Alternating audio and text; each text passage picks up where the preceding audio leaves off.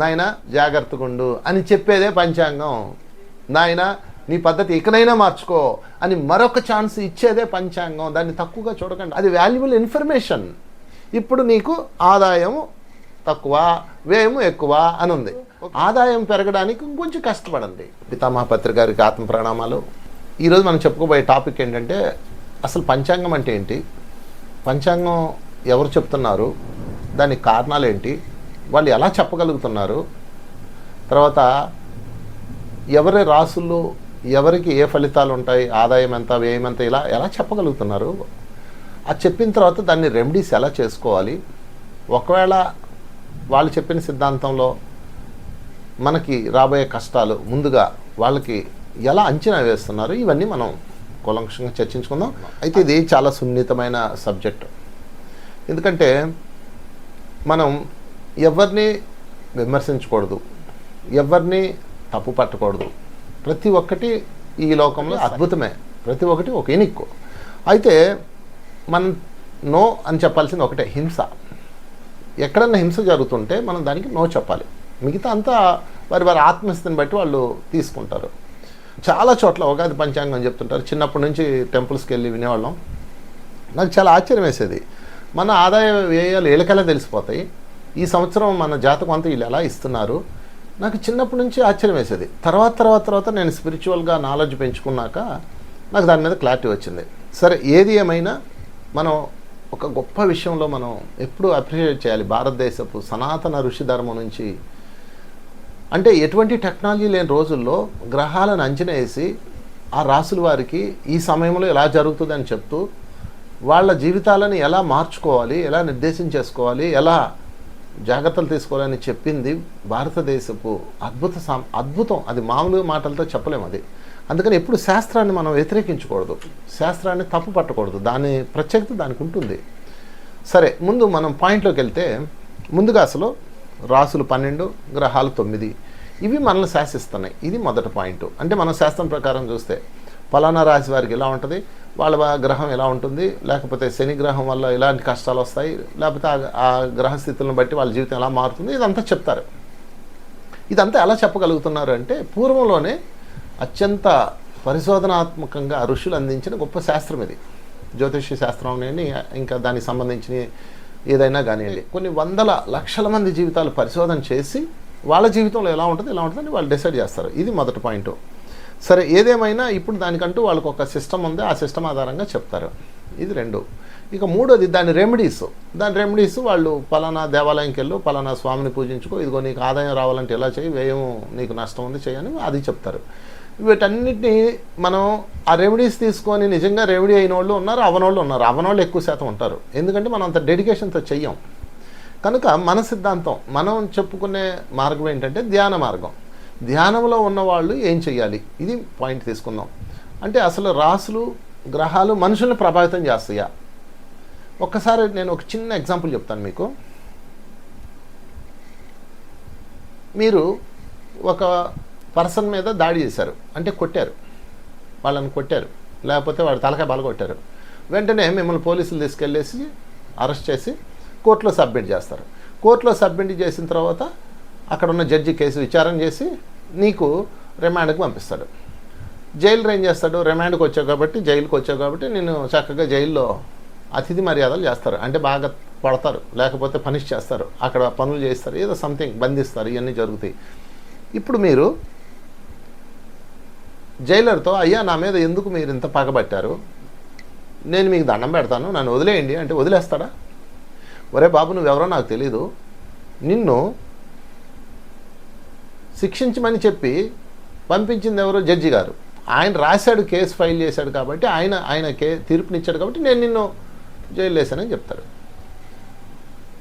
Judge దగ్గరికి వెళ్ళి, అయ్యా జడ్జి గారు, మీరు నన్ను ఎందుకండి, నా మీద ఎందుకు పగ మీకు అంటే, ఆ జడ్జి గారు ఏం చేస్తాడు, ఒరే బాబు నువ్వెవడో నాకు తెలుసా, నువ్వు నేరం చేసావు కాబట్టి, నీ మీద పోలీసులు కేసు ఫైల్ చేశారు కాబట్టి, నీ మీద శిక్ష పడింది కాబట్టి నీకు ఇలాగా ఇచ్చామని ఆయన చెప్తారు.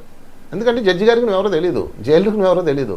సరే, పోలీసుల దగ్గరికి వెళ్ళి, అయ్యా మీరెందుకు నా మీద ఎంత కక్ష కట్టారు, నా మీద ఎందుకు కేసు ఫైల్ చేశారంటే, ఒరే బాబు నువ్వెవడో మా తెలుసా, మా డ్యూటీ రా నాయన అది, మా డ్యూటీ ప్రకారం మేము చెయ్యాలా, నేను లోపల వేయాలా అంతే. నువ్వు నేరం చేసావు కాబట్టి, వాడి తలకాయ బాలుకొట్టావు కాబట్టి, శాంతి భద్రతలకు విభూతం కలిగించావు కాబట్టి వారు పనిషబుల్, నేను తీసుకెళ్ళి కోర్టులో పెట్టాం అని చెప్తారు.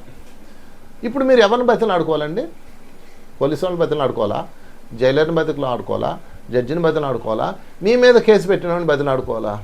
చెప్పండి. కేసు నడుస్తున్నంతసేపు, అంటే కేసు వాద ప్రతివాదంలో ఉన్నంత వరకు అప్పుడు మీరు ఏం చేయాలి? ఫస్ట్ ఎవరినైతే మీరు బాధ పెట్టారో, ఎవరి తలకాయ అయితే బాలగొట్టాడో వాడి దగ్గరికి వెళ్ళి, అరే బాబా ఆ రోజు ఏదో పొరపాటు జరిగిపోయింది, అనుకోకుండా నేను ఎమోషన్ అయిపోయాను, నేను కొట్టాను, నన్ను క్షమించు అని చెప్పేసి వాడిని ఏదో మంచి చేసుకోనో బతిలాడుకోనో వాడు కేసు విత్డ్రా చేయించారనుకోండి, వాడు కేసు విత్డ్రా చేసుకున్నాడు అనుకోండి, అప్పుడు ఏం చేస్తారు పోలీసులు, జడ్జి గారు కేసు కొట్టేస్తారు. జడ్జి గారు కేసు కొట్టే కానీ ఏమవుతుందండి, జైలర్ గారు విడుదల చేస్తారు. క్లియర్? ఇది మన చట్టం, మన చట్టంలో ఉంది ఇది.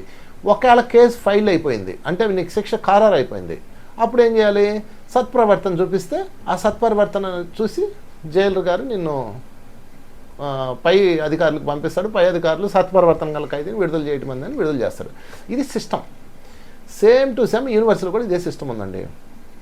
ఇక్కడ జైలరు అంటే ఎవరు అంటే గ్రహాలు, జడ్జి అంటే ఎవరు అంటే ధర్మరాజు, యమధర్మరాజు లేదా భగవంతుడు లేదా యూనివర్స్ పైన కోర్టు ఉంది. మరి పోలీసులు ఎవరు అంటే మన రాసులు.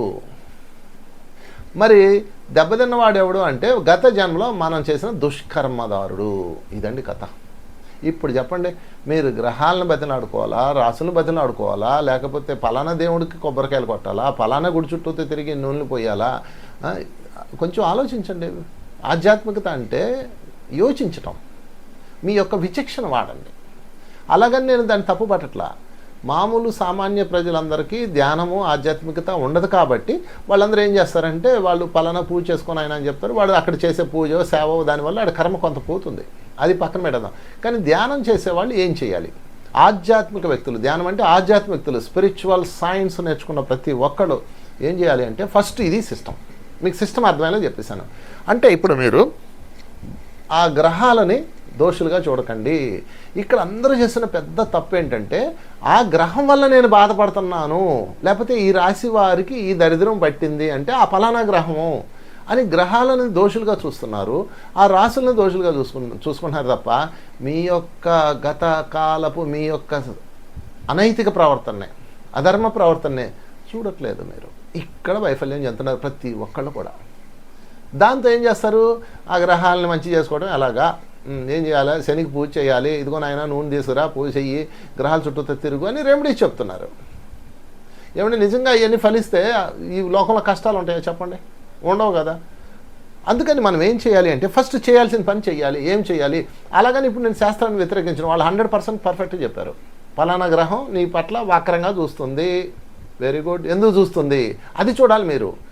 గ్రహం ఏదో నేరం చేసినట్టు, ఆ గ్రహదేవత నీ పట్ల అధర్మంగా ఉన్నట్లు, ఆయనకి నీకేదో గతకాలం శత్రుత్వం ఉన్నట్టు ఫీల్ అవుతున్నారు మీరు. కాదు, మీరేదో అమాయకులు అయిపోయినట్టు, మనమేదో అమాయకంగా చక్రవర్తులు అయిపోయినట్టు ఫీల్ అవుతున్నారు. కాదు, మనం చేసిన అధర్మమే తిరిగి వాళ్ళని అమలు చేసేలా చేసింది.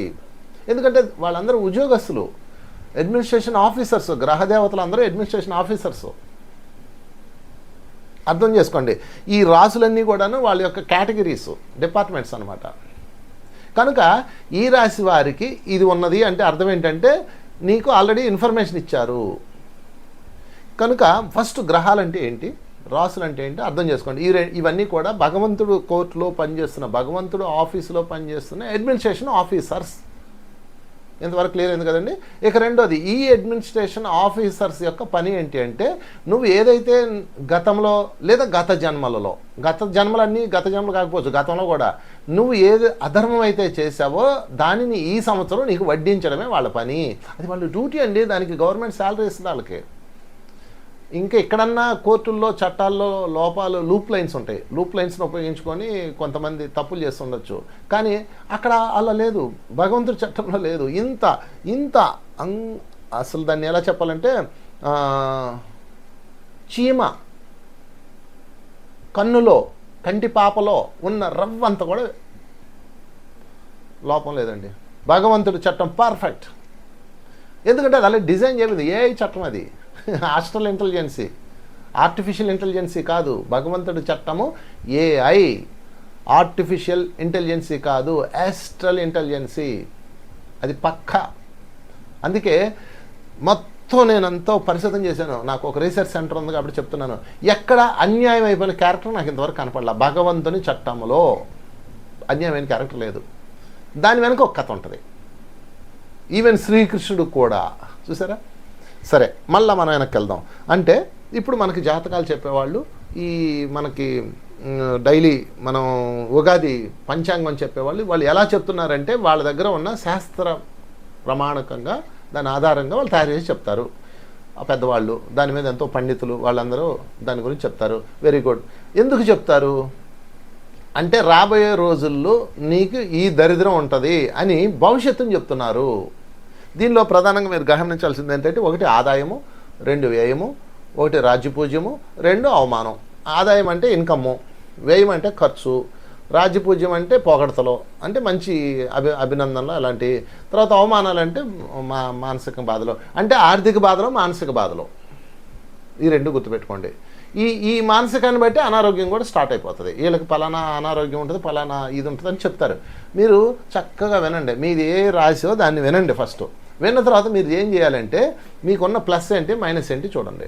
ఇప్పుడు ఫర్ ఎగ్జాంపుల్ ఒకళ్ళకి ఆదాయము 10 ఉంది, ఓకే అండి, లేకపోతే 5 ఉంది అనుకోండి. ఆదాయం 5, వ్యయమేమో 10 ఉంది. అంటే ఇన్కమ్ సోర్స్ 5, ఎక్స్పెండిచర్ 10. అంటే వాళ్ళు ఏం చెప్తున్నారు, నాయన రాబోయే రోజుల్లో ఈ గడవబోయే సంవత్సరంలో నీ దరిద్రాన్ని స్పష్టంగా చూపించారు. అంటే నువ్వేం చేయాలి, ఖర్చులు తగ్గించుకోవాలి, ఫోకస్ ఎక్స్పెండిచర్స్ మీద పెట్టాలి, ఇష్టం వచ్చినట్టు ఎక్స్పెండిచర్స్ చేయకు అని అర్థము. మీరు ఇక్కడ ఒక పాయింట్ చెప్తాను, మీకు ఇది అర్థం కావాలంటే ఇంకొంచెం వెనక్కి వెళ్దాం. ఒక పురాణంలో మన మహాభారతంలో కథ తీసుకుందాం. నాకు ఇష్టమైన క్యారెక్టర్ సబ్జెక్ట్స్ చెప్తాను మీకు. గాంధారి ఏం చేసింది, కృష్ణుడికి శాపం పెట్టింది. ఏమనంటే కృష్ణుడు మీద ఆమె కోపం వస్తుంది. ఇప్పుడు మన ధర్మరాజుకి పట్టాభిషేకం జరిగేటప్పుడు సంథింగ్ అది ఎవరి చేతుల మీదకి జరగాలంటే కృష్ణుడి చేతుల మీద జరగాలన్నప్పుడు ఏం అడ్డు ఉంటుంది, అసలు కృష్ణుడి వల్లే కదా ఇదంతా జరిగింది అని కృష్ణుడు ఆమె బహిరంగంగానే తిడుతుంది. నీ వల్లే నా వంశం మొత్తం చనిపోయారు, నీ వల్లే నా కురు సామ్రాజ్యం అంతా నశించింది, వీళ్ళందరూ ఇలా అయిపోయారు, నా తమ్ముడు పోయాడు అని బాధపడుతుంది. ఎందుకంటే 9 కొడుకులు చనిపోయారు, ఆ బాధ ఉంటుంది ఆ తల్లికి. సరే, అప్పుడు ఆయన ఏమంటాడంటే, సరేనమ్మా నువ్వు బాధపడటంలో అర్థం ఉంది, బిడ్డలు పోయిన బాధలు అంటున్నావు, కానీ ఒక్కట అర్థం చేసుకో, సత్యం ఏమిటంటే మీరు ద్రౌపదిని అవమానించేటప్పుడు ఎక్కడున్నారు అని అడుగుతాడు. లక్కీలు తగలబెట్టినప్పుడు ఆ కేసు ఏమైంది, నువ్వు ఎందుకు ఇన్వెస్టిగేషన్ చేయించలేదు, ఎందుకు నువ్వు రాజ్యంలో దాన్ని ప్రెజర్ తీసుకురాలేదు, ఆ రోజు నీ కొడుకుల్ని ఎందుకు నువ్వు ఊరుకున్నావు, వెనకేసుకొచ్చావు, పోనీ వెనకేసుకు రాకపోయినా కనీసం వాళ్ళని నువ్వు ఎందుకు ఖండించలేదు, చిన్నప్పుడే భీముడిని నదిలో పడేశారు విషం పెట్టి మత్తు ఇచ్చి, అది నీకు తెలుసు ఆ విషయం, వీళ్ళు చేసిన అధర్మాలన్నీ ఆమెకు తెలుసు, నువ్వు ఎందుకమ్మా వాళ్ళని ఖండించలేదు, ఎందుకు దాని మీద నువ్వు పనిష్ చేయలేదు. ఏదో కథ ఉంది కదా, సామెత ఉంది కదా, తోటకూర కాళ్ళప్పుడే దండించుంటే వాడు దొంగ అయ్యేవాడు కాదని ఒక సామెత కూడా ఉంది. అలాగే నీ పిల్లల్ని నువ్వు ఎందుకు అధర్మం చేయనిచ్చావు, ఆ అధర్మ తాలూకు ఫలితాలు వాళ్ళ యుద్ధంలో అనుభవించారమ్మా, నేనే వాళ్ళ చావుకు కారణం అని అడుగుతాడు. ఎవరు వాస్తవానికి వాళ్ళే కదమ్మా సృష్టికర్తలు అని కృష్ణుడు చాలా ఎడ్యుకేట్ చేస్తాడు. అప్పుడు ఆమె ఏమంటారంటే చాలా రియలైజ్ అవుతుంది. ఎందుకంటే గాంధారి చాలా అద్భుతమైన మాస్టర్. ఆమె ఏమంటారంటే, నిజమే కృష్ణ నువ్వు చెప్పింది, నేను బిడ్డలు చనిపోయారన్న బాధలో అలా అన్నాను, నువ్వు చెప్పింది నిజమే, నా వాస్తవానికి నేనే కారణం అని చెప్పేసి ఆమె రియలైజ్ అయ్యి అంటది. కానీ నేను ఆవేశంలో శాపం పెట్టేశాను కృష్ణ, నీ వంశం నాశనం అయిపోవాలని, నీ రాజ్యం పోవాలని నేను శాపం పెట్టాను కృష్ణ అని చెప్పేసి ఆమె కొంచెం బాధపడగానే అప్పుడు కృష్ణ అంటాడు, లేదమ్మా నువ్వు శాపం పెట్టావు కాబట్టి జరగదు, జరగబోతుంది కాబట్టి నీ నోట్లోంచి వచ్చింది అంటాడు. జరగబోతుంది కాబట్టి నీ నుంచి నాకు వచ్చింది అని చెప్తారు. చెప్పగానే అప్పుడు ఆమె ఏం చేస్తుందంటే ఆమె చెప్తారు, తర్వాత కృష్ణుడికి అర్థమైపోద్ది. అంటే రాబోయే రోజుల్లో కృష్ణుడి యొక్క ద్వారక మునిగిపోబోతుంది, 2 వాళ్ళ వంశం అంతా నాశనం అయిపోబోతుంది, వీళ్ళందరూ చావబోతున్నారు, ఆయనకు వచ్చేసింది ఇన్ఫర్మేషన్. ఇది ఏ శాస్త్రం ఆధారంగా వచ్చింది చెప్పండి? ఇదే స్పిరిచువాలిటీ అంటే. ఇప్పుడు ఎలాగైతే కృష్ణుడు దాన్ని అంచనేసి అవగాహన చేసుకొని వెంటనే వాళ్ళందరినీ ఎరుకుపరిచాడు. మీరు బాగా గుర్తుపెట్టుకోండి, ఆమె అనడం వల్ల జరగలేదు, జరగబోతుంది కాబట్టి హెచ్చరిక వచ్చింది. సేమ్ ఇప్పుడు కూడా ఇది అంతేనండి, హెచ్చరిక. దీన్ని ఏమనొచ్చు? హెచ్చరిక అనొచ్చు. ముందస్తు ఇన్ఫర్మేషన్, ముందస్తు నోటీస్. నాయన నీ ఆదాయము గుండు 0, ఖర్చులు తాటాకం వెళ్ళిపోతాయి, జాగ్రత్త అని యూనివర్సిటీకి హెచ్చరిక పంపించింది. అది హెచ్చరిక తీసుకోవాలి. అయితే ఇప్పుడు ఏం చేయాలండి? నువ్వు అర్జెంటుగా పలానా పూజ చేసుకో, పలానా స్వామీజీకి డబ్బులు కట్టే, పలానా ఆశ్రమంలో అది ఇంకా పెద్ద నష్టం వస్తుంది తప్ప ఉపయోగం లేదు. అది కాదు మీరు చేయాల్సింది. పూర్తి ఎరుకుతో ఉండాలి. దానికోసం ఏమి చేయక్కర్లా, మీరు ఎరుకుతో ఉండాలి. ఓకే, సరే. కృష్ణుడు ఏం చేస్తాడు? వెంటనే వాళ్ళందరినీ సమావేశపరుస్తాడు. వాళ్ళందరినీ పిలిచి, ఒరే గాంధారి మాత నుంచి మనకి ఇన్ఫర్మేషన్ వచ్చింది, ఒళ్ళు దగ్గరెట్టుకొని ఉండండి.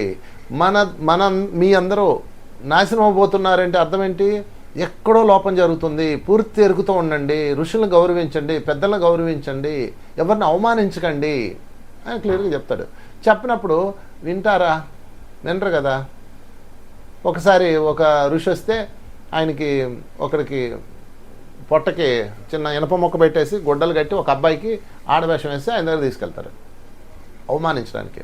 అప్పుడు తీసుకెళ్ళగానే ఆయన ఏం చేస్తాడంటే, వీడిని చూసి అబ్బాయి పడతారా అమ్మాయి పడతారండి ఏమి కానీ అడిగితే ఆయన ఏం చెప్తాడు తెలుసా? వీడికి అంటాడు. ఏమి కనరు అని తెలిసిపోద్ది కదా ఋషులు వాళ్ళు. వీడికి అబ్బాయి పట్టదో అమ్మాయి పట్టదో బల్ల పడుతుంది, అది మిమ్మల్ని నాశనం చేస్తుందని చెప్తాడు. అంతే. కాబట్టి వీళ్ళు బట్టలు తీస్తే వీళ్ళు లోపల ఇనప మొక్క పెట్టారు కదా, అది పొట్టలోకి వెళ్ళిపోతుంది. తర్వాత పొట్ట పగిలి కొన్నాళ్ళకి అది బయటకు వస్తుంది. బిడ్డ కన్య అది చచ్చిపోతాడు. అప్పుడు అది తీసుకెళ్ళి కృష్ణుడికి చెప్తే అప్పుడు కృష్ణుడు చెప్తాడు, ఒరి వెధవల్లారా, నేను ఎంత చెప్పానరా మీకు, ఋషులను గౌరవించండి, అహంకారానికి పోకండి అని చెప్పానా లేదా? అంటే ఆల్రెడీ ఇన్ఫర్మేషన్ వచ్చింది యూనివర్సిటీ నుంచి, ఆయన అవేర్నెస్ ఇచ్చాడు, కానీ వీళ్ళు తీసుకోలేదు. దీన్ని తీసుకెళ్ళి మీరు గ్రహాల మీద వేస్తారా చెప్పండి? అందరూ చేస్తే తప్పు ఇదే. నేనేం చేస్తానండి, కర్మ అలా ఉందండి అంటాడు.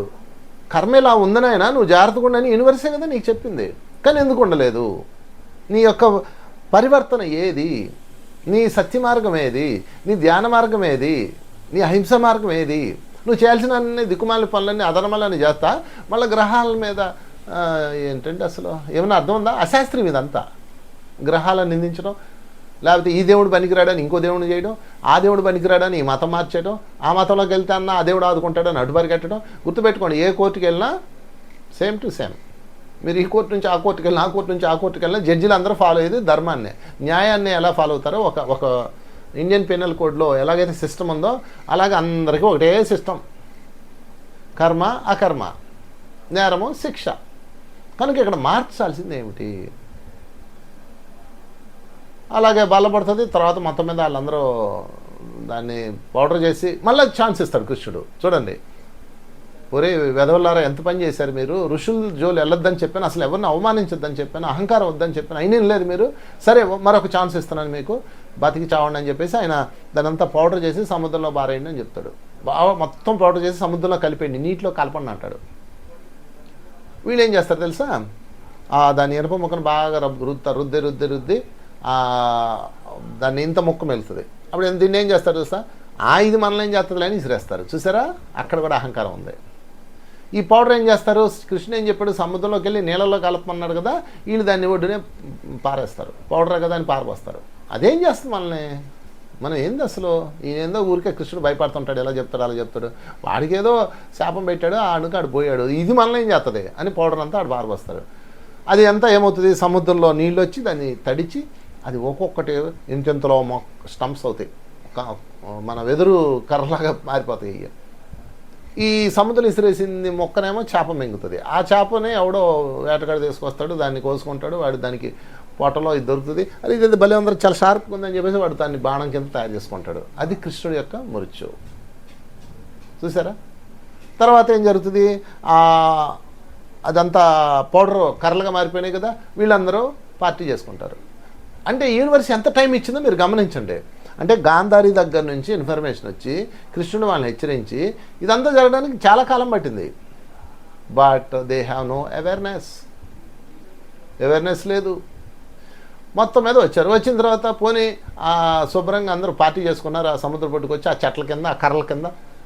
అక్కడేం జరిగింది? నువ్వు అలా చేసావంటే నువ్వు ఎలా చేసావు, వీడి తాగేసి వాడి మీద కంప్లైంట్, వాడి మీద ఈడి కంప్లైంట్, వీడి మీద వాడు కామెంట్, వాడి మీద ఈడి జడ్జిమెంట్. అప్పుడు కూడా ఇప్పుడు వాట్సాప్లో ఎలా చేస్తున్నారో అప్పుడు కూడా అలాగే ఉన్నారు.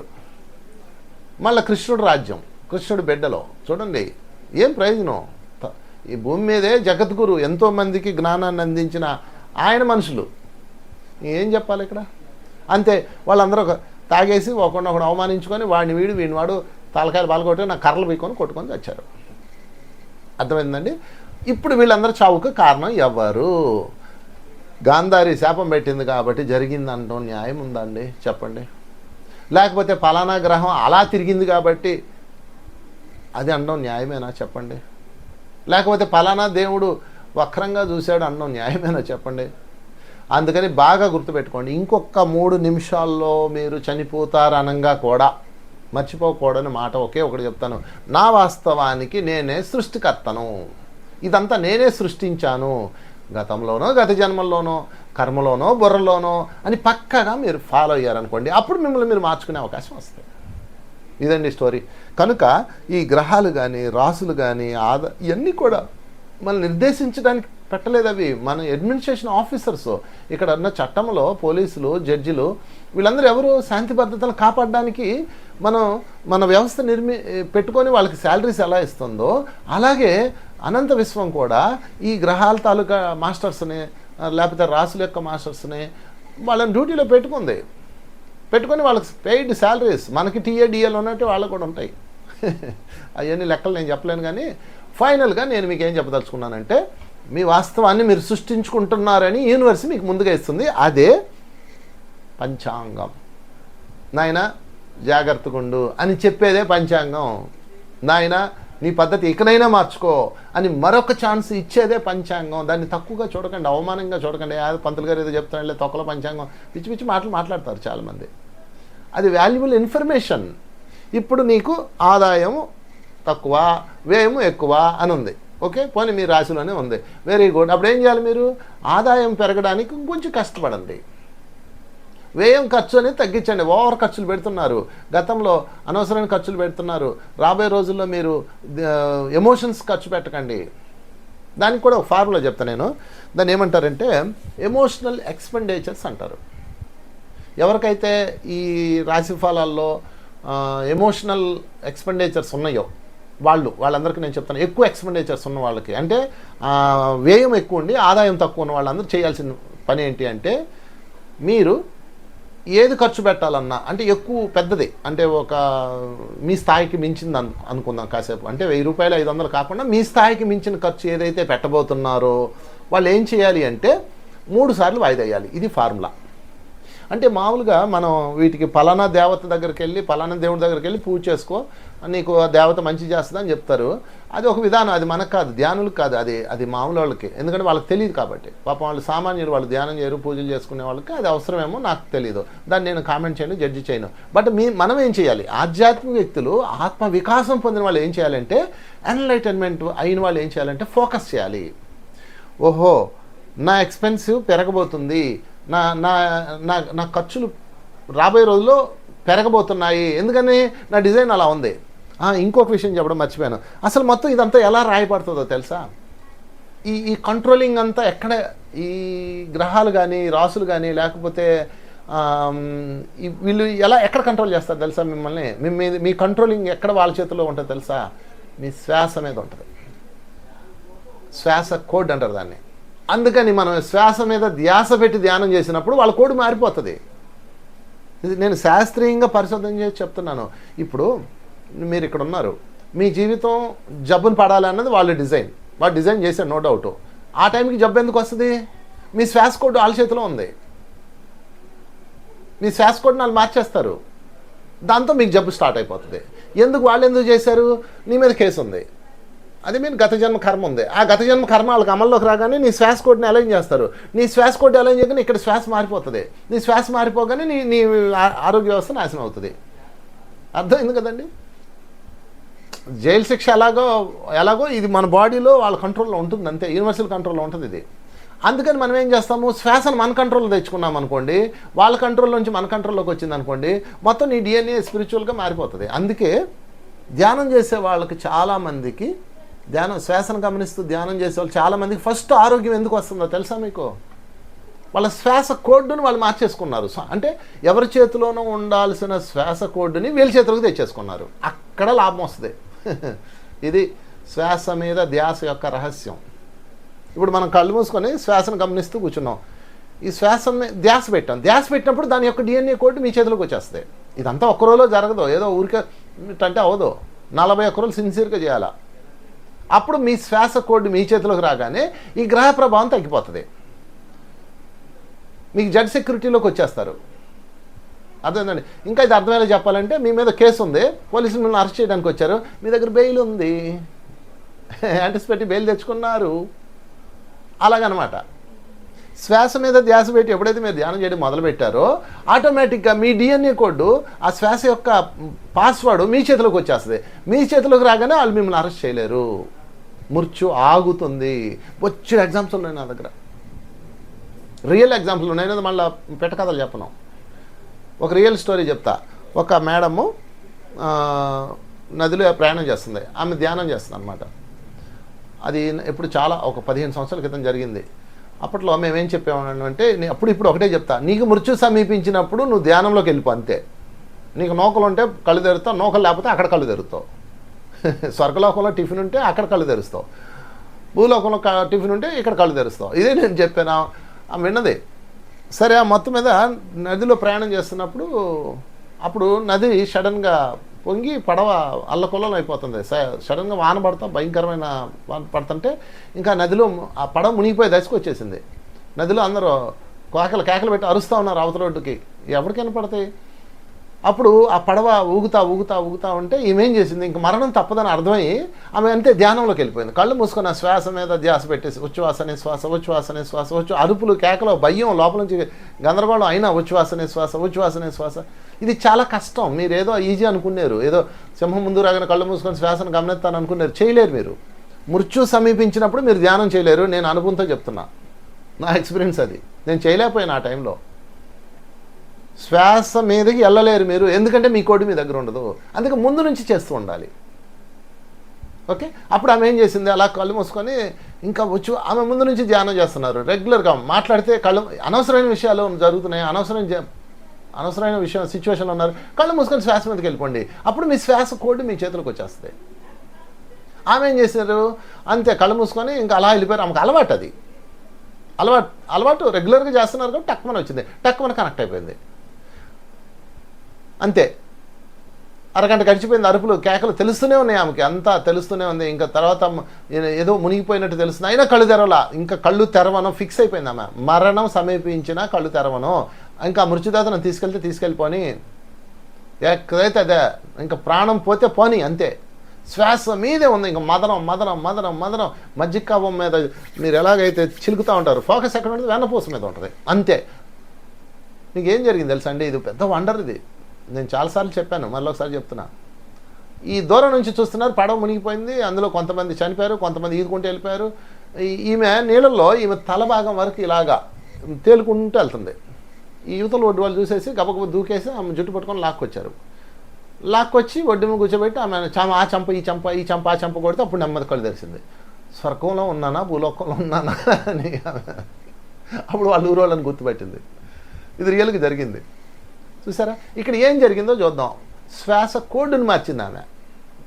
అది మృత్యు యొక్క రహస్యాలు. అందుకే మిత్రులారా, ఏదో ఒక గంట ధ్యానం చేస్తాం, ఎప్పుడో రోజుకో టైంలో పెట్టుకుని అలా ధ్యానం చేయటం వాళ్ళకి అది కుదరదు. శ్వాస కోడ్డుని ఈ గ్రహాల నుంచి, రాసుల నుంచి నీ చేతిలోకి తెచ్చుకునే మార్గం ఏంటంటే నిరంతర ధ్యానం. ఇప్పుడు మీరు జర్నీ చేస్తున్నారు, అనవసరమైన వాగుతున్నారు వాళ్ళందరూ. మీరు కళ్ళు మూసుకోండి, నిశ్చలంగా అయిపోండి. మీరు ఎప్పుడు ధ్యానం చేస్తారో, ఎప్పుడు కళ్ళు తెరుస్తారో మీకే తెలియకూడదు, అట్లా ఉండాలి. అప్పుడు మీ కంట్రోల్లోకి మీ శ్వాస కోడ్ వచ్చేస్తాయి. అప్పుడు గ్రహాల చేతుల్లో నుంచి మీరు బయటకు వచ్చేస్తారు. ఇది యాంటిసిపేట్ బెయిల్ అనమాట. అంటే ఒక బెయిల్ లాంటిది ఇది. మళ్ళీ అలాగని మీరేం కర్మ తప్పించుకోలేరు. కర్మే. కర్మ అనేది ఉంటుంది, బట్ బెయిల్ అనమాట. ఇది ఒక బెయిల్. ఓకే, బెయిల్ వచ్చింది కదా, అప్పుడు తాపీగా మీరు దాన్ని డిజాల్వ్ చేసుకోవచ్చు. కనుక మళ్ళీ వెనక్కి వెళ్దాం, మనం పాయింట్లోకి, ఆదాయ వ్యయాల్లోకి వెళ్దాం. ఆదాయం ఎంత ఉంది నాయన నీకు, ఇదిగో ఆదాయం ఎంత ఉంది, వ్యయం ఎంత ఉంది నాయన, ఎంత ఉంది. ఇప్పుడు వ్యయం ఎక్కువ ఉంది ఈ సంవత్సరం, అర్థమైంది మీకు. ఇప్పుడు ఏం చేయాలంటే మీరు రూల్ నెంబర్ 1, ఎమోషనల్ ఎక్స్పెండిచర్స్ చేయకండి. అంటే ఎక్కువ ఏదన్నా ఉంది అనుకోండి, ఖర్చు పెద్ద ఖర్చు, అంటే ఒక కారు కొనాలనిపించింది 3 సార్లు వాయిదా వేయండి. లేదా ఏదన్నా బండి కొనుక్కోవాలనిపించింది 3 సార్లు వాయిదా వేయండి. లేకపోతే ఎవడో ఫ్రెండో అర్జెంటుగా నాకు 10 లక్షలు కావాలి, ఈ అప్పు నీకు వడ్డీ ఇస్తాను అన్నాడు. మనసు లాగేస్తుంటుంది, మనసు మాయ చేస్తుంటుంది. ఎందుకని? ఈ శ్వాసకోడ్డు ఇప్పుడు నీ దరిద్రం చేతిలో ఉంది. అప్పుడు మీరు చచ్చినట్టు మాయలో పడిపోతారు. ఇంకంతే, మీరు అది రూల్ అది అంతే. ఇక్కడ దీన్ని కంట్రోల్ చేశారనుకోండి, మీరు ఒకసారి చేయలేరు. అందుకని దీన్ని వాయిదా వేయండి, 3 సార్లు వాయిదా వేయండి. సింపుల్గా చెప్తున్నానండి, ఎవరికైతే వ్యయం ఎక్కువ ఉందో వాళ్ళు వ్యయం చేసేటప్పుడు, అంటే ఖర్చు పెట్టేటప్పుడు 3 సార్లు వాయిదా వేయండి. 3 సార్లు, ఒకటోసారి, రెండోసారి, మూడోసారి కూడా మీకు అది కావాలనిపించింది అనుకోండి 3 టైమ్స్, అప్పుడు మీరు తీసుకోండి. అది అనవసర ఖర్చు కింద రాదు, అవసర ఖర్చు కిందకు వస్తాయి. అది టీవీ అవనియండి, లేకపోతే ఏదైనా అవనియండి, బిగ్ ఎక్స్పెన్సెస్, అంటే మిమ్మల్ని మీ చేయి దాటిపోయిన ఎక్స్పెన్సెస్. ఇక దీనికి ఇంకో రెండో ఫార్ములా చెప్తా. ఆ రెండో ఫార్ములా ఏంటంటే శక్తి పరిధి మేరే ఖర్చు పెట్టండి. శక్తి పరిధి మేర ఖర్చు పెట్టండి. ఇది విషయం బాగా మరొకసారి నోట్ చేసుకోండి. అంటే మీరు ఎంత ఖర్చు పెట్టాలన్నా, ఎంత పెట్టుబడి పెట్టాలన్నా మీ శక్తి ఎంత ఉందో అంతే పెట్టాలి. ఏది మీరు శ్వాసకోడ్ మీ కంట్రోల్లోకి వచ్చాకే. ఈ శ్వాసకోడ్ కంట్రోల్ లేకపోతే నేను చెప్పింది కాదు కదా, ఎవడొచ్చి నీ చెవిలో చెప్పినాను నువ్వు వెళ్ళి గోతిలో పడతావు. అందుకని నిరంతర ధ్యానం చేస్తూ, నిరంతర ధ్యానం అంటే ఏంటది? బెయిల్ అని చెప్పుకున్నాం ఇందాక. మీకు అర్థమయ్యడం కోసం ఈ ఇండియన్ పెనల్ కోడ్ని ఇందుకు కలిపి చెప్తున్నా. నిరంతర ధ్యానం చేస్తూ ఉంటే మీకు బెయిల్ వచ్చింది. బెయిల్ చేతిలో ఉందనుకోండి, అప్పుడు మీరు ఇంకా ఇవన్నీ ఏం చేయొచ్చు. లేకపోతే మీరు మాయలో పడిపోతారు, వెళ్ళి తిన్నగా గోతిలో పడతారు. అందుకని నిరంతర ధ్యానము అండ్ అవేర్నెస్ రెండు చెప్పాను, 2 రెమెడీస్ చెప్పాను మీకు. ఆ 2 రెమెడీస్ ఏంటంటే, మొదటి రెమెడీ ఎవరికైతే వ్యయం ఎక్కువ ఉందో వాళ్ళు ఎమోషన్ ఎక్స్పెండిచర్స్ని బ్యాలెన్స్ చేయండి, అంటే 3 సార్లు వాయిదా వేయండి. ఇది రూల్ పెట్టుకోండి, మీరు రాసుకోండి, లేకపోతే బుక్ తీసుకొని. 2, శక్తి పరిధి మేర మాత్రమే ఖర్చు పెట్టండి, శక్తి పరిధి మేర మాత్రమే పెట్టుబడి పెట్టండి. అంటే ఇప్పుడు మీరు ఎక్కడో పెట్టుబడి పెట్టాలి, ఒక 10 లక్షలు పెట్టుబడి పెట్టాలి. మీరు ఏం చేస్తారంటే, మీరు ఆ 10 లక్షలు రావు అనుకోండి, అంటే రావంటే ఆ పెట్టుబడి పెట్టేశారు. ఈ 10 లక్షలు పెట్టేసి నెల దాని మీద ఇదిగో 25,000, 30,000, 50,000 వీడికి వడ్డీ కట్టాలి అని లెక్కలేస్తారు మీరు. ఇవన్నీ గాల్లో లెక్కలు అనమాట. భలే ఉంటాయి గాల్లో లెక్కలో. మబ్బులు వెళ్ళిపోతాయి, మీరు బుక్ అయిపోతారు, వడ్డీలు కట్టుకోలేక చస్తుంటారు. అందరూ ఈ చక్రంలో ఇరుక్కుపోయారు. అందుకని ఏం చేయాలంటే, టోల్టెక్ అన్న గొప్ప మహనీయులు ఇచ్చిన ఒక సూత్రం చెప్తాను మీకు. శక్తి పరిధి మేర శ్రమించండి. మీ శక్తి ఎంత ఉంది? ఇప్పుడు 10 లక్షలు రాలేదు అయినా నేను బేర్ చేయగలనా, అప్పుడు పెట్టుబడి పెట్టండి. చేయలేను, పెట్టకండి. అట్లా అనమాట. కనుక ఈ వ్యయం యొక్క వ్యవహారాల్లో మీరు అవేర్నెస్తో ఉండాలంటే శక్తి పరిధి మేర దృష్టి పెట్టండి, 2 వాయిదా వేయండి. ఈ 2 రూల్స్ పాటిస్తే మీ వ్యయం మీ కంట్రోల్లోకి వస్తుందని ఎవరు చెప్తున్నారు మీకు? గ్రహదేవతలు చెప్తున్నారు. వాళ్ళు ఎంత మంచివాళ్ళు అండి, ముందుకు ఇంటిస్తున్నారు నీకు. అంతేగాని అది శాపం కాదు, అది మీ గ్రహ లోపం కాదు. ఇదంతా లోపం అనుకుంటున్నారు. ఎందుకో మరి ఇదంతా అటు వెళ్ళిపోయింది. ప్రజలు అర్థం చేసుకోవడంలో వైఫల్యం చెందుతున్నారు. ఇదేదో లోపం, నాకు పండితులు గారు చెప్పారు, పలానా పూజ చేసుకుంటే ఆ లోపం పోద్ది అనుకుంటున్నారు. కాదు నాయనా, నువ్వు అవేర్నెస్తో ఉండు. నీ యొక్క డీటెయిల్స్, నీ యొక్క శ్వాస కోడ్ మా దగ్గర ఉంది కాబట్టి నీకు నేను వేసేయబోతున్నావు అని చెప్తారు. పోలీసులు వస్తారు కదండి, జనరల్గా పోలీసులు సైరన్ వేసుకుని ఎందుకు వస్తారండి? నాకు ఒక ఫ్రెండ్ ఉన్నాడు పోలీస్ డిపార్ట్మెంట్, అతను అడిగాను, ఏమయ్యా సైరన్ వేసుకొని ఎందుకు వస్తావు నువ్వు? దొంగలు పారిపోతారు కదా అన్న. అది పక్కా రూల్ అంట వాళ్ళకి. ఏమిటి తెలుసా?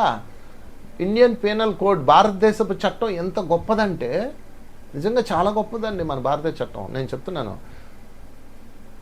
ఒక్క నిరపరాధికి కూడా శిక్ష పడకూడదు. 100 మంది అపరాధులు తప్పించుకొని పోయినా కానీ ఒక్క నిరపరాధి కూడా శిక్ష పడకూడదు. అది ఇండియన్ లా.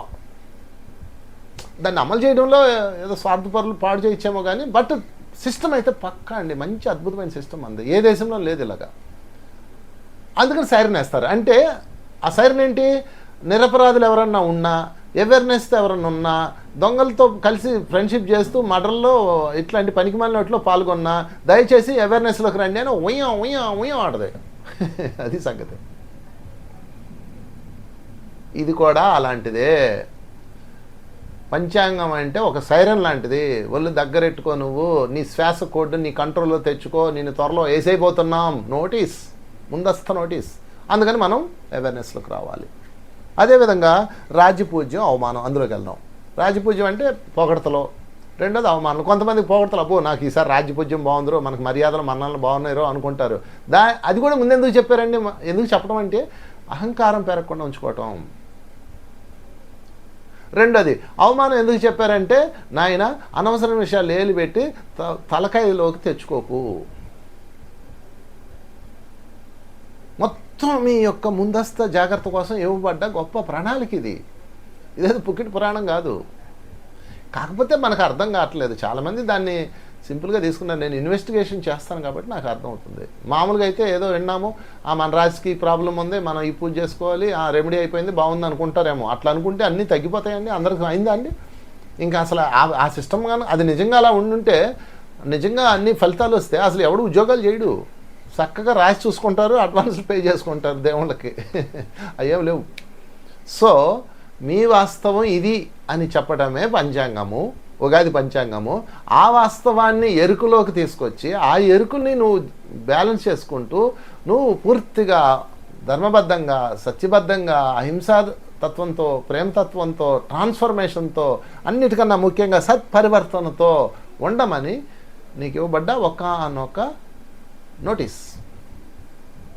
కనుక చక్కగా మీరు గుర్తుపెట్టుకోండి, ఎటువంటి ప్రాబ్లం వచ్చినా ఫస్ట్ శ్వాస కోడ్ను మార్చుకోగలిగితే, మీ చేతిలోకి మీ శ్వాస రాగలిగితే మీకు బెయిల్ ఉన్నట్టే. ఇక తర్వాత మీకు రాబోతున్న ప్రమాదాన్ని అవేర్నెస్లోకి తెచ్చుకోవాలి. దానికి కూడా నేను ఒక రెమెడీ చెప్తాను. ఇంకా చాలా లోపలికి వెళ్ళిపోయి నేను దీని మీద పరిశోధన చేసి సొంత అనుభవాలతో 10,000 అనుభవాల పై నేను కలెక్ట్ చేశాను. అదే కళలు. ప్రతిరోజు ధ్యానం చేస్తూ నిద్రపోండి. మధ్యరాత్రిలో మెలుగు వస్తుంది, లేచి కూర్చోండి. కాసేపు 36 శ్వాసలు కౌంట్ చేయండి. జ్ఞానసిద్ధి ప్రసాదించండి అని అడగండి. మళ్ళీ 36 శ్వాసలు కౌంట్ చేయండి. నిద్ర వస్తే నిద్రపోండి. అంతే. ఒక 15 సంవత్సరాల క్రితం నేను దీన్ని తయారు చేశాను. ఎంతోమంది నేను నేర్చుకున్నారు. రాబోయే ప్రమాదాలని, లేకపోతే జరగబోయే వాటిని, లేకపోతే జరిగిపోయిన దాన్ని, లేకపోతే రకరకాలు, ఇందులో చాలా స్టేజెస్ ఉంటాయి. మన ఎన్నోసార్లు దీని మీద క్లాసెస్ చెప్పాం, అన్ని ఛానల్స్లో ఉంటుంది. దీని మీద ఎంతోమంది మాస్టర్స్ తయారయ్యి చక్కగా వాళ్ళు గైడ్ చేస్తున్నారు. కళల మీద ఎంతోమంది సబ్జెక్ట్ నేర్చుకొని వాళ్ళు దేశ విదేశాల్లో కూడా చెప్తున్నారు. మీరు కూడా నేర్చుకోవచ్చు. పోనీ అంత పని చేయలేమనుకుంటారా? ఒక పని చేయండి. ఇందాకే చెప్పాను, శ్వాస కోడ్ను మార్చండి అని చెప్పాను. శ్వాస యొక్క పాస్వర్డ్ని మీ చేతిలో తెచ్చుకోవాలి. ఎలా తెచ్చుకోవాలి? పగలపూట మీరు పూర్తి అవేర్నెస్తో ఎప్పుడు అనవసరమైన సిచ్యువేషన్లో ఉన్నా ధ్యానం మీదకి వెళ్ళిపోవాలి, శ్వాస మీదకి వెళ్ళిపోవాలి. మళ్ళీ చెప్తున్నా, అనవసరమైంది అన్నాను అంటే ఇప్పుడు డ్రైవింగ్ చేస్తున్నారు, అవసరమైంది, అప్పుడు కూడా కళ్ళు మూసుకొని శ్వాస మీద ధ్యాస పెట్టకండి. అది కాదు.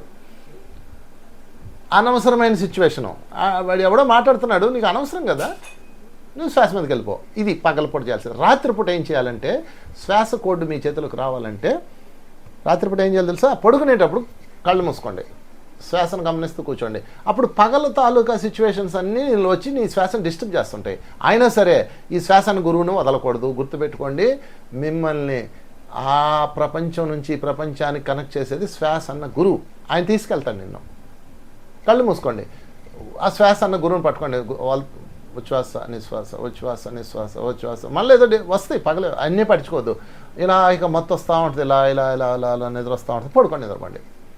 మళ్ళీ మధ్యరాత్రిలో మీకు సడన్గా మెలకు వస్తాయి. అంటే 2-3 గంటలు ఇద్దరు తీరిపోయాక మెలకు వస్తుంది. లేచి కూర్చోండి.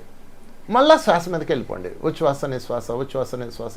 ఒకవేళ మీరు వాష్రూమ్కి వెళ్తే వెళ్ళరండి, వాటర్ తాగితే తాగండి. మళ్ళీ అదే ప్లేస్లో, మళ్ళీ ప్లేస్ మార్చకండి. అదే ప్లేస్లో అదే మంచం మీద హాయిగా కాళ్ళు చెప్పుకొని ఇలా కూర్చొని మళ్ళీ శ్వాసను గమనిస్తూ గమనిస్తూ గమనిస్తూ గమనిస్తూ మళ్ళీ శ్వాసను గురువు చేపట్టుకోండి. ఆయన శుభ్రంగా నిన్ను పైలోకి తీసుకుపోతాడు. నిద్ర వస్తూ పడుకోండి. ఇలాగా మెలకు వచ్చినప్పుడల్లా శ్వాస మీదకి వెళ్ళాలి, నిద్ర వచ్చినప్పుడల్లా నిద్రపోవాలి. మళ్ళీ బలవంతంగా కూర్చోమని నేను చెప్పను. బలవంతంగా రాత్రి అంతా నేను కూర్చుంటానండి అంటే మీ ఇష్టం అది. కానీ నేనైతే వద్దని చెప్తాను. హాయి పడుకోయా అంటాను. నిద్ర వస్తే పడుకోండి, మెలకు వస్తే శ్వాసను గమనిస్తూ ధ్యానం చేయండి. అప్పుడు ఏమవుతుందంటే, నువ్వు నీ శ్వాసను గురువు ఏం చేస్తాడు? నెమ్మదిగా నీ మనసు నిద్రపోయాక ఆయన ఏం ఊరికినే తీసుకుపోడు, నిన్ను పరీక్షిస్తాడు. వీడు ఊరికే వస్తాడా, ఊరికే బిల్డప్ ఇస్తున్నాడా అని. నువ్వు ఎప్పుడైతే నీ మనసు అలా శాంతించి నిద్రలోకి వెళ్ళిందో అప్పుడు ఆయన శ్వాస అన్న గురు నేను పట్టుకొని పైకి తీసుకుపోతాడు. అక్కడ చూడొచ్చి రాసులు, గ్రహాలు, వ్యవహారాలు అన్నీ అవన్నీ అద్భుతాలు. నేను చూశాను కాబట్టి చెప్తున్నాను. అంత గంటాపాదకు ఎలా చెప్పగలుగుతున్నాను? చూశాను కాబట్టి, నాకు అనుభవం ఉంది. ఇంకా ఇంకా అక్కడ నుంచి మొత్తం సినిమా అంతా అర్థమైపోద్ది మీకు. మరలా తర్వాత మీకు మెలకు వస్తుంది. ఎప్పుడు తెల్లవారుజామున టింగ్ అని మెలకు వస్తుంది. అన్నిటికన్నా పెద్ద దరిద్రం ఏంటంటే మీ బెడ్రూమ్లో మీ ఫోను అలారం, అది చాలు. ఫోన్ ఆన్లో పెట్టుకొని పడుకుంటారు. ఏ అర్ధరాత్రి ఎవడో ఫోన్ చేస్తాడు. అంటే కొన్ని డిపార్ట్మెంట్స్ ఉంటాయి, ఎమర్జెన్సీ డిపార్ట్మెంట్స్ వాళ్ళు ఉంటారు, వాళ్ళకి తప్పదు. మీరు ఎందుకంటే ఫోన్ ఆన్లో పెట్టుకుంటారు? బెడ్రూమ్లో అసలు ఫోన్ ఉండకూడదు. ఒకవేళ ఉన్నా సైలెంట్లో పెట్టుకోండి, సైలెంట్. అలారం అసలు పెట్టకూడదు. మీరు మెలకు వస్తుంది, డిస్టర్బెన్స్ అయి మెలకు వస్తుంది చాలా వరకు. సరే, డిస్టర్బెన్స్ లేకుండా మెలకు వచ్చినా కానీ వెంటనే కళ్ళు తెరవకూడదు. ఇప్పుడు పైలోకంలో ఉన్నారండి, అక్కడ మిమ్మల్ని శ్వాస అన్న గురువు తీసుకెళ్ళి అన్నీ తిప్పుతూ ఉన్నాడండి. మీ యొక్క శ్వాస అన్న కోడ్డుని మార్చేస్తున్నాడు, అద్భుతంగా ఇస్తున్నాడు. మీరేం చేస్తారు? ఒక్క దూకుతారు ఎక్కడికి. తక్కువ మెలకు వస్తుంది. ఇలా చూస్తారు. ఎందుకనంటే అది మీరు కొన్ని చూడలేరు. అక్కడ మీకు ఏదో సిచ్యువేషన్ జరుగుతుంది, టక్కున మెలకు వస్తుంది. మెలకు రాగానే ఏం చేయాలంటే శ్వాసన గురువు చేయి వదలకూడదు. అంటే మెలకు రాగానే ఏం చేయాలి? మళ్ళీ కళ్ళు మూసుకోవాలి. అంటే బంచం మీద సడన్గా మెలకు వచ్చింది కదా, అలాగే ఉండండి. ఒక్క నిమిషం అలాగండి, నెమ్మదిగా లేసుకొచ్చాను, కళ్ళు తెరవకూడదు. మళ్ళీ శ్వాస మీదకి వెళ్ళిపోండి. శ్వాస ఉచ్ఛ్వాసనే శ్వాస అలా చేస్తూ రిలాక్స్ అవుతుంది. ఒక్క 10 నిమిషాలు, పోనీ ఒక్క 20 నిమిషాలు రిలాక్స్ అయిపోతుంది. అప్పుడు మీకు అక్కడ కళల ప్రపంచంలో ఏమైతే కనపడ్డాయో, ఏమైతే తెలిసినాయో, ఏమైతే అనుభవించారో, ఏ ఇన్ఫర్మేషన్లు అయితే ఉన్నాయో, ఇదే ఇప్పుడు ఈ పుస్తకాల్లో ఉన్నది ఇన్ఫర్మేషన్. దీనికన్నా ఇంకా హై లెవెల్ ఇన్ఫర్మేషన్ అది, విత్ పిక్చర్స్తో వస్తుంది. ఒకసారి రిపీట్ చేసుకోండి, గుర్తుకు వస్తుంది. నెమ్మదిగా కళ్ళు తెరవండి. మీ వీలైతే నోట్బుక్ ఒకటి పెట్టుకోండి తల కింద. అక్కడ ఏం చూసారో టక రాసేసుకోండి. లోప్శంకర్ రాంపా గారు చెప్తారు, తల కింద నోట్బుక్ పెట్టుకోమంటాడు, డైరీ. మెలకు రకం రాసుకోవాలి. లేదా ఫోన్లో ఆన్ చేసి రికార్డ్ చేసేయండి మీకు వచ్చిన కళ ఏంటో.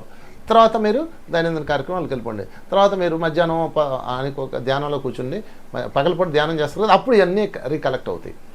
చాలామందికి కళలు గుర్తుండకపోవడానికి కారణం ఏంటంటే శ్వాసన్న గురువు చెయ్యి సడన్గా వదిలేసి ఈ లోకంలోకి వచ్చేస్తారు. అలా రాకూడదు. మెలకు వచ్చేయగానే ధ్యానం చేయాలి, నిద్ర వచ్చేయగానే ధ్యానం చేయాలి. రెండిటి మధ్య ఉన్నప్పుడే మీ శ్వాస కోడ్ మారుతుంది, మీ చేతిలోకి వస్తుంది. మారుతుందండి, మీ చేతిలోకి వస్తుంది అనమాట. సో మిత్రులారా, ఈ విధంగా చేయండి, అద్భుతమైన అనుభవాలు వస్తాయి. దీని మీద నేను ఎన్నో వీడియోలు చేశాను, కళల ప్రపంచం మీద. కళల్లోకి వెళ్ళి మన భవిష్యత్తుని ఎలా మార్చుకోవచ్చు, దాన్ని చూశాక ఇక్కడికి వచ్చాక దాని యొక్క డిఎన్ఏ ఎలా మార్చుకోవచ్చు, ఎన్నో వీడియోలు చెప్పాను. మన సద్గురుస్ మూమెంట్, సద్గురుస్ వంశీ అని కొట్టండి, నాది ఛానల్ ఓపెన్ అవుతుంది. అందులో ఫోల్డర్స్ ఉంటాయి, లైట్ వర్కర్స్లో కూడా మన ఫోల్డర్స్లో ఉంటాయి, కళల సబ్జెక్ట్ ఉంటుంది. దాన్ని ఫాలో అవ్వండి, మీకే అర్థమవుతుంది అంతా. సో ఏదేమైనా మీ యొక్క ఆదాయం ఎట్టన్నా ఉండని, వ్యయం ఎట్టన్నా ఉండని, రాజ్య పూజ్యం ఎట్టన్నా ఉండని, అవమానాలు ఎట్టన్నా ఉండని, మీ కంట్రోల్లో మీ శ్వాస ఉన్నప్పుడు మీకు బెయిల్ వచ్చినట్టే. అంటే వాటి పవర్లో నుంచి బయటకు వచ్చి మీకు మార్చుకునే అవకాశం యూనివర్స్ ఇచ్చినట్లే. అందుకని ధ్యానాన్ని విడిచిపెట్టకుండా నిరంతరం ధ్యానము అండ్ శాకాహారం ఇది ముఖ్యమండి. మీరు ఇక్కడ డిఎన్ఏ కోడ్లు మార్చుకుంటూ ఇక్కడ ఉంటూ మళ్ళీ మీరు మాంసం తిన్నారా, మొత్తం మొదటికి వస్తుంది, కర్మలు బలంగా పట్టుకుంటాయి. ఓకే, బెయిల్ రద్దు అవుతుంది. అంటే ఇప్పుడు బెయిల్ వచ్చినాడు మళ్ళీ రోడ్డు మీదకి వెళ్ళి ఒక్కొక్కటి తలక బలగొట్టాడు అనుకోండి, బెయిల్ క్యాన్సిల్ అయిపోద్ది. అట్లా అనమాట. అందుకని పూర్తి శాకాహారంగా ఉండాలి, అన్లైటెడ్గా ఉండాలి. ఎవడి విషయంలో ఏలు పెట్టకూడదు, ఎవరిని డిస్టర్బ్ చేయకూడదు, ఎవడిని కామెంట్ చేయకూడదు, ఎవరిని జడ్జి చేయకూడదు, ఎవరిని శారీరకంగా మానసికంగా మనిషిని కానీ జంతువు కానీ పెయిన్ గురి చేయకూడదు. చేశారా మళ్ళీ బెయిల్ క్యాన్సిల్ అయిపోద్ది. బెయిల్ క్యాన్సిల్ అయిందా మళ్ళీ మీరు చక్రాల్లోకి రాసుల్లోకి ఇంక మొదటికి వెళ్ళిపోతారు. ఎంతో దూరం వచ్చాం మనం. ఎంత అద్భుతమో ధ్యాన విద్య. అందుకని దయచేసి పూర్తి అవేర్నెస్తో ఉండండి. కొత్త సంవత్సరం ఎట్టన్నా ఉండని, ఆదాయం ఎట్టన్నా ఉండని, వ్యయం ఎట్టన్నా ఉండని, అవమానాలు ఎట్ట ఉండని, పూజ్యం అంటే పొగడత ఎట్టన్నా ఉండని, ఏదైనా కానీ అనారోగ్యం ఎట్టన్నా ఉండని, మీ కథ ఎట్టన్నా ఉండని, గతం ప్రస్తుతంలోకి వెళ్ళి దానిని మార్చుకొని అద్భుతమైన ఆరోగ్యము, సంపదలు, శ్రేయస్సు, ఆనందము, సౌభాగ్యము, భోగ భాగ్యాలు మీరందరూ అనుభవించాలని, మరింత ధ్యానం చేయాలని, మరింత మందికి ధ్యానం అందించాలని, జ్ఞానం అందించాలని కోరుకుంటూ థ్యాంక్ యూ వెరీ మచ్.